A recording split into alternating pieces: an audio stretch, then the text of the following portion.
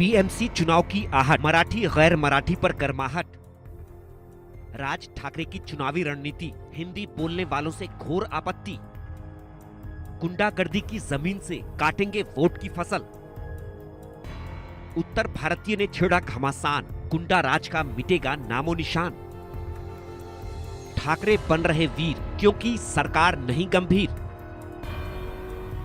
राज ठाकरे और उद्धव ठाकरे 20 सालों के लंबे अरसे के बाद साथ आए तो उनकी सियासी चाहतें भी उबाल मारने लगी। सियासी चाहत बीएमसी की सत्ता पर हर हाल में काबिज होने की, फिर इसके लिए साम दाम दंड भेद ही क्यों ना अपनाना पड़े। दो भाइयों के मिलन से पारिवारिक दूरियां तो मिटी, लेकिन जो संदेश उन्होंने देना शुरू किया उससे सामाजिक दूरियों के बढ़ने का खतरा पैदा हो गया। ठाकरे बंधुओं ने चुनाव के लिए वोटों के ध्रुवीकरण की जो रणनीति अपनाई, उससे सामाजिक तानाबाना तितर बितर होने की कगार पर पहुंचने लगा। बार बार और लगातार मन से कार्यकर्ताओं को भड़काने वाले पार्टी अध्यक्ष राज ठाकरे के बयान ने उत्तर भारतीयों के खिलाफ नफरती सोच को बढ़ावा दिया। नतीजा, मन से कार्यकर्ता गुंडागर्दी पर उतर आए। जहां मन चाहा, जिधर मन चाहा, हिंदी बोलने पर उत्तर भारतीयों की पिटाई शुरू कर दी। उत्तर भारतीय ऑटो ड्राइवर, उत्तर भारतीय महिला, उत्तर भारतीय शौचालय संचालक, उत्तर भारतीय कोचिंग संचालक, मनसे के टारगेट पर उत्तर भारतीय, वो उत्तर भारतीय जो मराठी नहीं बोल पा रहे, जिन्हें अपनी मातृभाषा, अपनी बोली हिंदी में बोलना बतियाना पसंद है। मनसे ने अपनी मराठी अस्मिता के नाम पर अपने विरोध को और बढ़ाया। ठाकरे की नफरती सोच कॉलेज, होटल, रेस्टोरेंट के साइन बोर्ड तक होते हुए सरकारी दफ्तरों तक जा पहुंची। ठाकरे बंधु आतताई की तरह बर्ताव करने लगे तो उत्तर भारतीयों में भी मनसे के खिलाफ गुस्सा बढ़ने लगा। शांति से ही सही, लेकिन विरोध की आवाज बुलंद होने लगी। एक्चुअली कैसा है कि मैं उत्तर भारतीय हूँ, अमेठी मेरा गांव है। हम यहाँ से अपने फादर आज हम भी यहाँ रह रहे हैं, खा रहे, कमा रहे हैं। गुड़ी पाड़वा हम मना रहे, मकर संक्रांति हम मना रहे, दिवाली हम मना रहे। कहने का मकसद क्या है कि हम हिंदी भाषी लोग सालों साल से इधर रहते हैं, मजदूरी का काम करते हैं। पेपर वाला, दूध वाला, भाजी वाला, हमाल, ये जितने लोअर कैटेगरी के काम है ये सब उत्तर भारतीय समाज बखूबी करता है। और अगर उसके बाद भी सालों साल काम करने के बाद, इतने मेहनत करने के बाद यदि कोई फिजिकली किसी को प्रताड़ना करता है तो वो उचित नहीं है। हाँ, ये ज़रूरी है कि हम जैसे रहें तो हमारे को वहाँ की सभ्यता, कम्युनिटी का सिस्टम ये फॉलो करना चाहिए और ज़रूरी है। हर स्टेट का अपना अपना रिस्पेक्ट होता है, बट अब उसके अंदर अगर आप किस पे प्रताड़ना, किसी को मार हरण करते हैं, वो उचित नहीं है। मेरे अगर 200 दोस्त उत्तर भारतीय हैं तो 200 दोस्त मराठी भी हैं। सरकार क्या कह रही है? इसमें राजनीति नहीं होनी चाहिए, क्योंकि ये भाषा जो है ये हिंदुस्तान है। अलग अलग भाषा, अलग अलग जाति, अलग अलग धर्मों से इकट्ठा आया हुआ ये एक सतरंगी गुलदस्ता है और उसका ये रूप यही रहने दो। लेकिन इसको अगर गलत तरीके से गलत राजनीति अगर की जाएगी तो मेरे ख्याल से महाराष्ट्र का कोई भी सर्वभाषिक नागरिक ये मान्य नहीं कर सकता।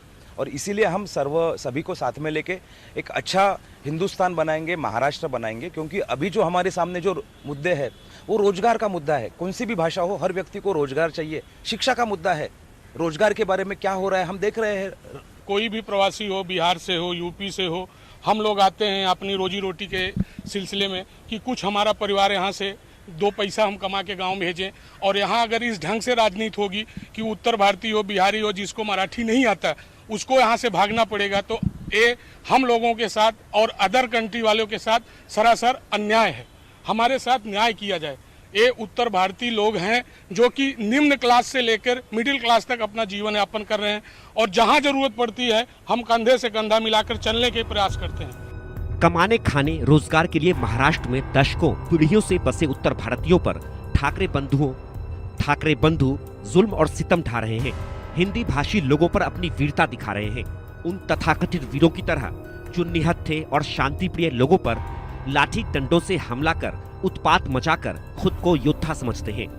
मुंबई समेत महाराष्ट्र में मनसे की गुंडागर्दी क्यों बढ़ रही है? क्या मनसे की गुंडाई को लेकर सरकार गंभीर नहीं है?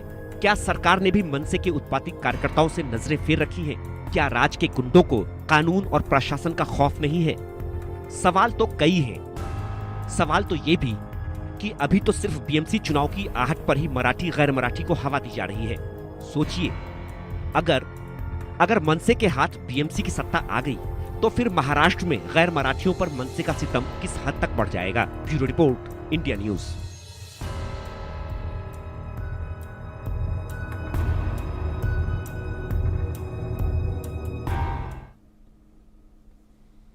भाषा विवाद पर मुंबई में उत्तर भारतीय लोगों से बातचीत की हमारे संवाददाता सुधाकर कश्यप ने। आप देखिए इस बातचीत में उत्तर भारतीय लोग क्या कहते नजर आए। मराठी भाषा को लेकर हिंदी भाषियों को निशाना बनाना, ये हर 2 दिन पे हमें ऐसी वारदात सुनाई देती है। महाराष्ट्र के अलग अलग हिस्सों में जो है इस तरह की वारदातें सामने आई है। हालांकि उन वारदातों के बाद से FIR भी दर्ज की गई है। बावजूद इसके इस तरह के सिलसिलों में कोई कमी नहीं आई। इंडिया न्यूज़ की यह मुहिम रही है कि हम उन इलाकों में जाकर लोगों से बातचीत करें, लोगों का इस पर क्या कहना है, इस बारे में लोगों से जान सकें। और इस वक्त है हम मुंबई के नागपाड़ा इलाके में मौजूद हैं। यहाँ लोगों से बातचीत करेंगे।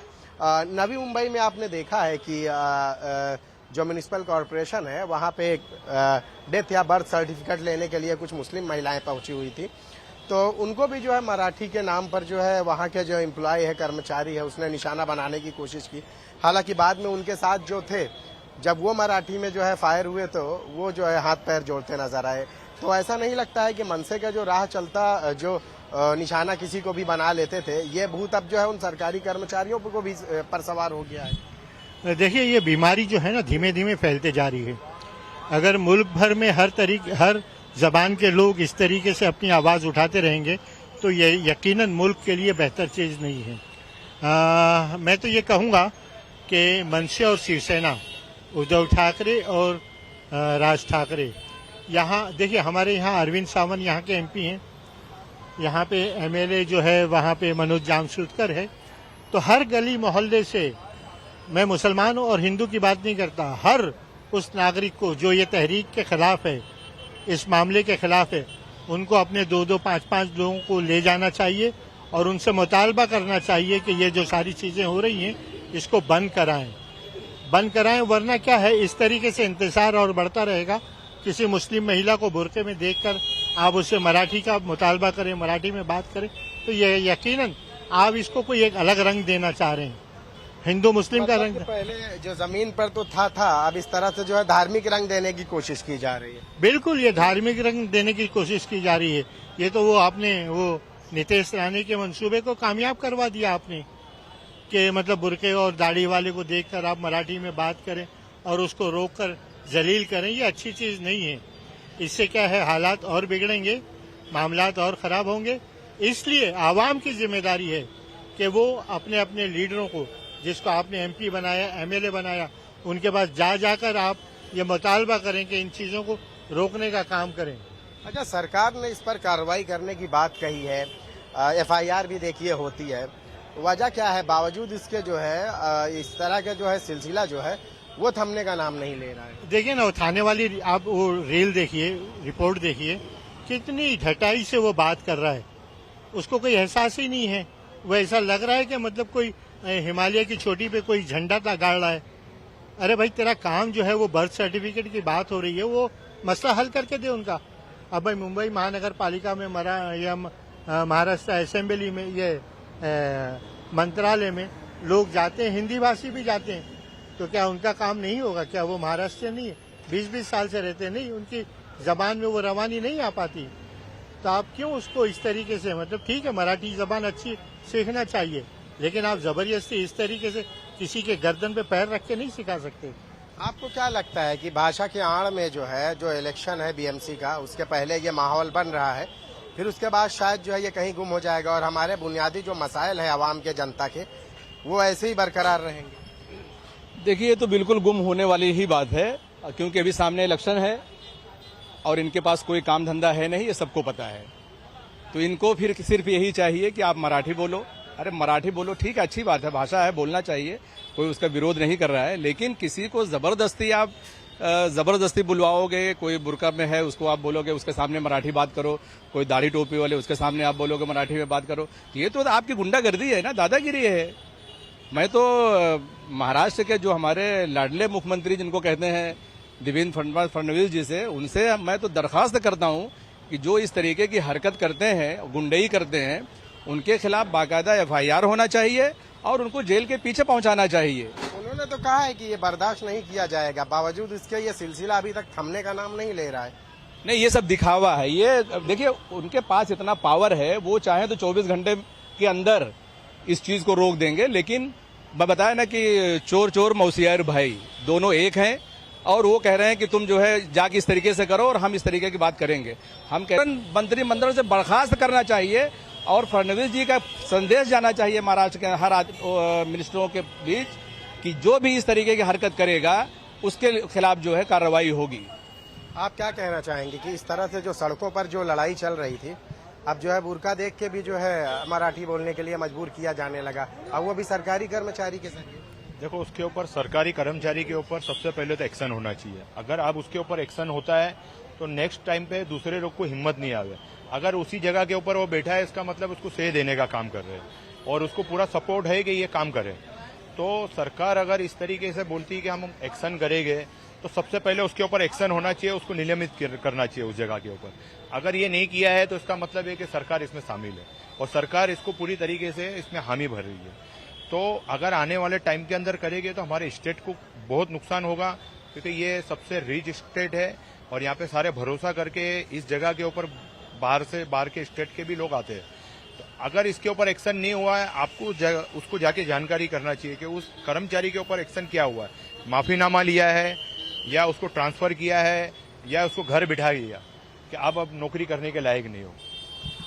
जैद भाई, मेरा सवाल है कि हर साल जो है इलेक्शन होता है, BMC के इलेक्शंस होते हैं और असेंबली इलेक्शन होते हैं, जो बुनियादी मसाइल होते हैं वो जो का तो बरकरार रहते हैं, ये कब खत्म होंगे? इनके बारे में लोग क्यों बात नहीं करते? देखिए, मतलब ये बहुत अच्छा सवाल है आपका। अभी यहाँ मदनपुर में एक बिल्डिंग गिरी है। बिल्डिंग गिरने पर महाडा के पास पैसे नहीं है। पैसे क्यों नहीं है? 100 करोड़ रुपए आप रिपेयर के लिए देते हैं। चिड़ियाघर में एक परिंदा भी मर जाए तो उस पर वावेला मचता है। बिल्डिंगों के बाजू में जो हाउस गली है ना, उस पर 1000 करोड़ रुपए खर्च होते हैं। तो इंसानी बस्तियों को 19,000 बीमार बिल्डिंगें हैं महाराष्ट्र मुंबई में। इस तरीके की बिल्डिंगें जो है महाराष्ट्र मुंबई में, वो बिल्डिंगें जो आप देखिए, मतलब आपने क्या गाजा की तरह लोगों को मरने के लिए छोड़ रखा है? ये क्या तरीकाकार अपना रखा है? आवाम की कोई मतलब कदर और कीमत ही नहीं है, मुंबई के लोगों की कोई कीमत ही नहीं है। तो इस तरीके के मामला जो बुनियादी मसले हैं वो जो के त्यों पड़े रहते हैं। 4 टर्म के MLA हैं, वो कहते हैं कि हमने यूं कर दिया, यूं कर दिया, यूं कर रहे हैं, तो 200 करोड़ नहीं करवा पाते रिपेयर टैक्स। तो ये सब बेकार की बातें हैं, इनकी बातों में कोई दम नहीं है। हैदर भाई, हमारे जो लीडर हैं जिनको चुनकर लाया गया है, उनकी ये जिम्मेदारी नहीं बनती कि वो ऐसे लोगों का मुंह बंद करें जो इस तरह का माहौल बनाने की कोशिश करते हैं, खासकर चुनाव से पहले? देखिए, जिनको चुन के लाया गया है वो अब जो है आवाम के साथ सब धोखा कर रहे हैं। वो चाहें तो सब कुछ हो सकता है। देखिए, अभी इलेक्शन नजदीक है, जब डेट आ जाएगी BMC चुनाव का, तो मुझे ऐसा लगता है कि सारी गलियां जो हैं फिर थोड़े दिन के लिए वो पॉलिश शुरू हो जाएगा। थोड़े दिन के लिए, जहां इलेक्शन हुआ उसके बाद सारा काम बंद हो जाता है। कोई काम इस तरीके का नहीं होता है। हाँ, अगर जो काम है, कुछ लोग वहां मजबूत हैं किसी तरीके से, जिनको लग रहा है कि हाँ मुझे कुछ काम करना चाहिए, तो लोग काम कर भी रहे हैं। लेकिन ये सब जो है दिखावा है, बाकी इस तरीके कोई काम नहीं हो पा रहा है। आज स्कूलों का ये हाल है, BMC स्कूलों का ये हाल है कि वो बंद करने पर उतारू